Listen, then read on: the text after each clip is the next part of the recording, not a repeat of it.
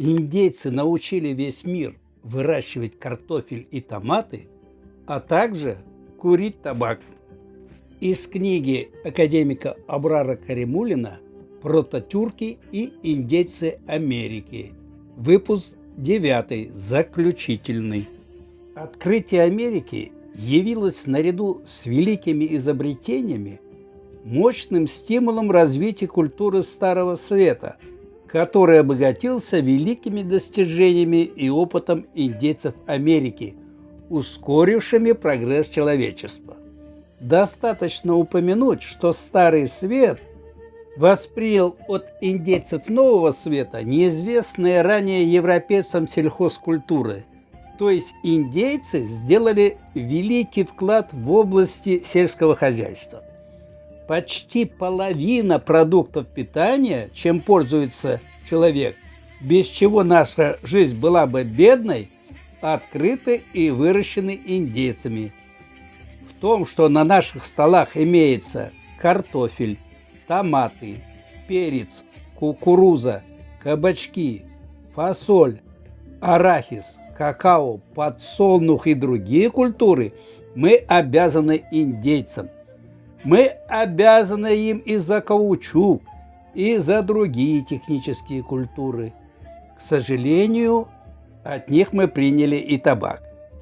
Считаю уместным закончить эту книгу словами русского ученого-археолога-историка Матюшина, который на основе исследования черепа древнейшего человека, найденного около села Давлеканово в Башкирии, восстановленного известным антропологом-художником профессором Герасимовым, писал, что на нас смотрел, словно сошедший со страниц романа Фенемора Купера бесстрашный охотник за бизонами. Индеец на Южном Урале? Да. И мало того, этот проиндеец, если можно так сказать, всем своим антропологическим обликом был связан не только с азиатскими своими современниками, сколько с людьми европейского типа. Открытие у села Давлеканово позволяет предположить, что формирование так называемого палеоиндейского американоидного населения Нового Света принимали участие не только выходцы из Азии, но и жители Европы. Место заключения. В октябре 1974 года на расширенном заседании кафедры татарского языка Казанского университета, где приняли участие и ученые Казанского педагогического института, я впервые сделал сообщение о своих находках и выводах о возможном родстве отдельных индейских языков с тюркскими. На наличие лексических параллелей в языке древнего майя, одного из индейских языков, с тюркскими, оказывается, обратил внимание и врач из города Сочи М. Арибджанов, который на этом заседании также поделился своими наблюдениями. Хотя сообщения эти были выслушаны с большим вниманием, но широкого обсуждения наших находок и выводов не состоялось. Наши ученые не были готовы к принятию наших выводов, хотя никто из выступавших конкретно не смог возразить нашим наблюдениям, нашим доводам и примерам. Было констатировано, что вопрос о возможном родстве этих языков требует дальнейших поисков и новых доказательств. Свои находки и наблюдения затем я в краткой, сжатой форме изложил в небольшой статье, которая в 1976 году была опубликована в научном сборнике Казанского пединститута «Вопросы тюркского языкознания», куда вошли и материалы, собранные Арибджановым. На эту работу первой отозвались В. Мисявичус, доктор филологических наук, старейший научный сотрудник Академии наук Литовской ССР, владеющая караимским языком, относящимся к тюркской группе языков. В ее статье, являющейся в основном изложением нашей работы, которая появилась в журнале «Наука и жизнь» на литовском языке в 1976 году, она делает вывод о правомощности нашей гипотезы.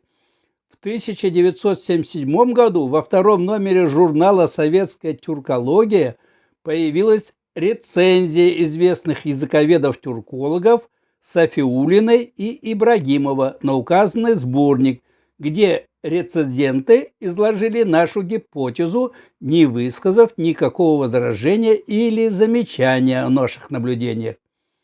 В 1978 году в номере 3 этого же журнала доктор филологических наук, старший научный сотрудник Института языкознания Академии наук СССР, крупный специалист по истории лексикографии тюркских языков Мурзаев, ссылаясь на наши с Арибжановым статьи, высказал свое мнение, что эти работы заслуживают самого серьезного внимания.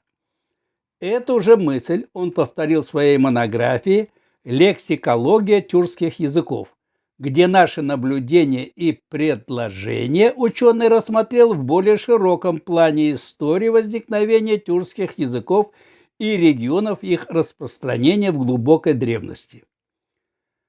К нашим работам обращается и известный ученый-языковед профессор Закиев, занимающийся историей тюркских языков, который связывает истоки древнетюркского языка с языками Древней Азии и языками индейцев Америки.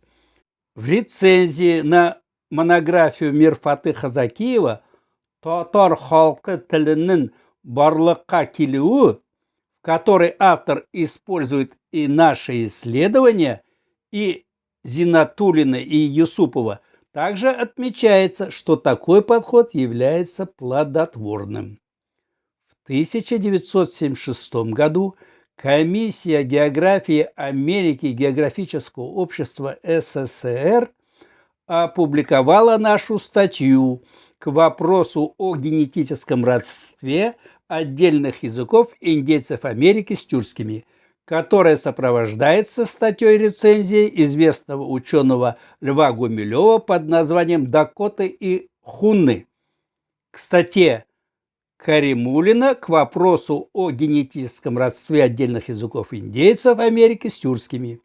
Лев Гумилев, будучи историком истории древних тюрков и народов Дальнего и Среднего Востока Азиатского континента, владеющий тюркскими языками, принимает нашу гипотезу. Более того, он ставит вопрос на основе наших наблюдений и о возможных связях индейцев Дакота с гуну. Спустя почти 10 лет некоторые участники заседания, где я и Арибжанов доложили свои наблюдения, говорили, что они тогда были ошеломлены и не были готовы принять наши гипотезы. А сейчас наши гипотезы их уже не удивляют, ибо они имели возможность сами наблюдать и встречать лексические параллели между языками индейцев и тюркскими языками. Наша работа вызвала большой интерес у языковедов и других тюркских народов. Ее начали излагать на страницах печати и других тюркоязычных публикациях. Из таких работ можно указать на статьи Нуржакиянова о родстве тюркских языков с языками индейцев Америки, Кажибекова «Являются ли родственными языки индейцев с алтайскими языками», которые, излагая нашу статью, идут и дальше. Примеры из языков индейцев Америки, приведенные в нашей работе, сравнивают с лексикой казахского языка и ставят вопрос об отношении алтайских языков к языкам индейцев. Ни в одной из работ, в которых ссылаются на наши статьи, мы не встретили ни одного возражения или сомнения на выдвинутые нами положения и выводы. В науке неожиданные открытия, как правило, не получают на первых порах признания. Сперва такого рода открытия не признаются из-за их неожиданности, без всякого доказательства, по причине, что этого не может быть, потому что этого не может быть. Со времени выступления в печати Отто Рерига, 1871 год.